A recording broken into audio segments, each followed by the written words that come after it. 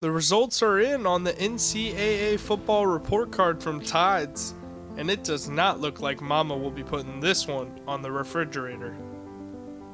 Tides is the Institute for Diversity and Ethics in Sports and is published by the University of Central Florida. The study covers and grades presidents/chancellors, athletic directors, and faculty athletic representatives. The results were horrific for the NCAA, exposing their lack of diversity in hiring again.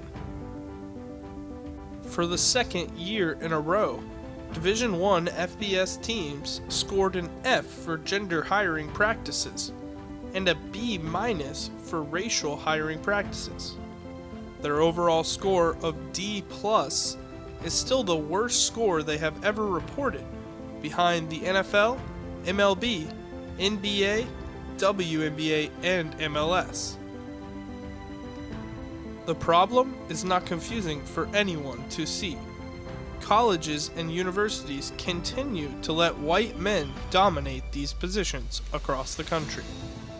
For chancellor and president positions, the NCAA was graded a B- for race and an F for gender, with 83.9% of the positions held by white people.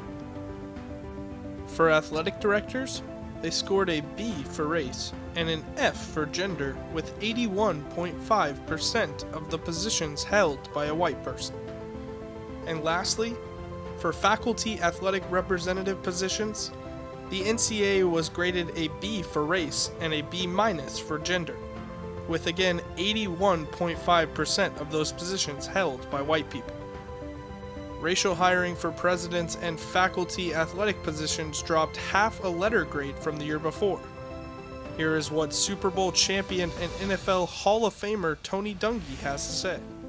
Us with not having these opportunities to lead programs, which I think if we ever, would like to see this change, we just got to continue to keep talking about it, and that's what this panel is all about. So I appreciate you for having this panel. And I guess I'd like to maybe explore how we got here. I would echo the word disappointment too. I'm disappointed in minority hiring in the National Football League, but everyone says, well, okay, that's 32 owners and everybody's trying to make a profit and they're running their team the way they want to. But you think, or maybe I'll ask this question, wouldn't you think in college football, when we're supposed to be exemplifying other ideals and we're trying to be the leadership in the country, that it would look a little different on college campuses maybe than the NFL? The study also analyzes head coaches, student athletes, assistant coaches, and conference commissioners, but does not grade these positions. In NCAA football, only 17.7% of the head coach positions were held by a person of color. That is a terrible representation of what the NCAA should have, with over 62% of their student athletes being a person of color. Specifically, there was only 10% of the head coach positions held by a black man, while 48.5% of the student athletes are black. In the NFL, we see a huge lack of representation for head coaches. On the NFL's last report card, they received a D+ for racial hiring for coaches of color, while over 69% of the players in the league are players of color. Here is a tweet from Super Bowl champion head coach Mike Tomlin on the issue. "The optimist in me says things will get better, but there's been no evidence in the recent cycles to back that up. Without evidence, all we have is hope. We just haven't been able to move the needle."